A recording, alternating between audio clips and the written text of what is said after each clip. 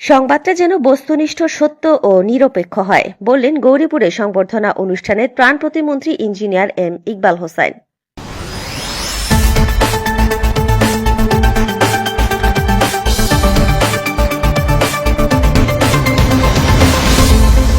ST Bangla TV প্রতিবেদন ও তথ্য চিত্রে রয়েছেন গৌরীপুর ময়মনসিংহ প্রতিনিধি আব্দুর রউফ দুদু।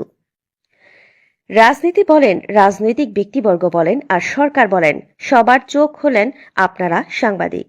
আমাদের চোখে যা পড়ে না তা দেখিয়ে দিবেন। সংবাদটা যেন বস্তুনিষ্ঠ, সত্য ও নিরপেক্ষ হয়। বস্তুনিষ্ঠ একটি সংবাদ হলে আমরাও কাজ করতে পারি। যা শুনলেন তা ছাপিয়ে দিবেন, এমনটা যেন না হয়। সারা দেশের কোথায় কি হচ্ছে আমি জানি না, আপনারা জানেন। সেই সত্যটা তুলে ধরলে আমি কাজ করতে পারবো।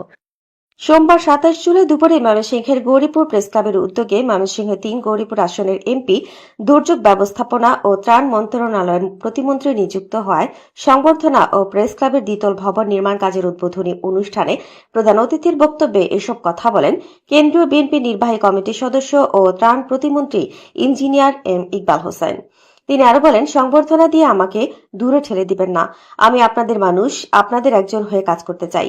গৌরীপুরে আমাকে সংবর্ধনা, এটা কেমন যেন লাগে। তবে প্রতিমন্ত্রী হয় সংবর্ধনা দেয় আমার কিছু বলার নেই।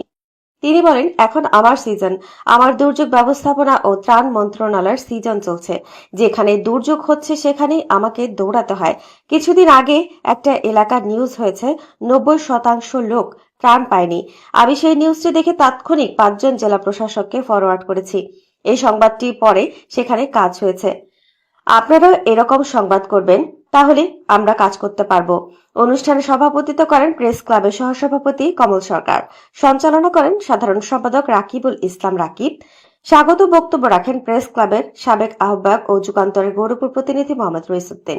বিশেষ অতিথির বক্তব্য রাখেন ময়মনসিংহ উত্তর জেলা বিএনপির আহ্বায়ক অধ্যাপক এনায়েতুল্লাহ কালাম, যুগ্ম আহ্বায়ক ও ময়মনসিংহ উন্নয়ন কর্তৃপক্ষের চেয়ারম্যান মোতাহার হোসেন তালুকদার, উপজেলা নির্বাহী অফিসার আফিয়া আমিন পাপ্পা, ময়মনসিংহ জেলা আইনজীবী সমিতির সভাপতি অ্যাডভোকেট নুরুল হক, উপজেলা বিএনপির ভারপ্রাপ্ত আহ্বায়ক হাবিবুল ইসলাম খান শহীদ, সদস্য সচিব ভারপ্রাপ্ত আব্দুর রহমান বাবুল, যুগ্ম আহ্বায়ক অ্যাডভোকেট আব্দুস সোবহান সুলতান, পৌর বিএনপি সদস্য সচিব রমজান হোসেন খান জুয়েল, ময়মনসিংহ উত্তর জেলা মহিলা দলের সভাপতি তানজিন চৌধুরী লিলি, উত্তর জেলা ছাত্র দলের সভাপতি নুরুজ্জামান সুহেল প্রমুখ।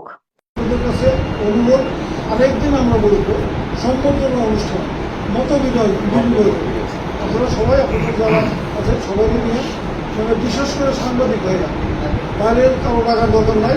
আপনারা আমরা বসে একদিন লম্বা সময় বসলাম, একসাথে চা খেলাম, কথাবার্তা বললাম। তবে একটা জিনিস আপনাদের মনে রাখতে হবে, আপনারা কিন্তু রাজনীতিবিদ বলেন, সরকার বলেন, তাদের চোখ মিডিয়ার বলে ফোর্থ স্টেট, মানে গভর্নমেন্টের বাইরে একটা গভর্নমেন্ট। আপনারা জিনিসপত্র দেখবেন যেটা আমাদের চোখে আসে না, আমাদেরকে চোখ দেখায়। সেই জিনিসটা করতে যায় আমি সবসময় যেটা আপনাদেরকে অনুরোধ করি, সংবাদটা বস্তুনিষ্ঠ হইতে, সত্য হইতে, সেটা আপনার খুঁজে বের করতে হবে। আপনি শুনলেন না, সত্য শুনে দেবেন, সেটা হবে। সত্যনিষ্ঠ খবর দিবেন, আপনাদের খবরের উপরে বেশ করে আমরা কাজ করি। আমার সারা বাংলাদেশে কোথায় কী হচ্ছে আমি জানি না, কিন্তু আপনারা জানেন। আপনারা বলবেন, সেইটার উপরে বেশ করে আমাদের অগ্রগতি। এই কিছুদিন আগে আমার কাছে একটা রিপোর্ট পাঠিয়ে দিল যে চট্টগ্রাম বিভাগে ৯০% লোক ত্রাণ পায়। আমি সঙ্গে সঙ্গে ওদের ৫ জন ডিরেক্ট করে দিলাম।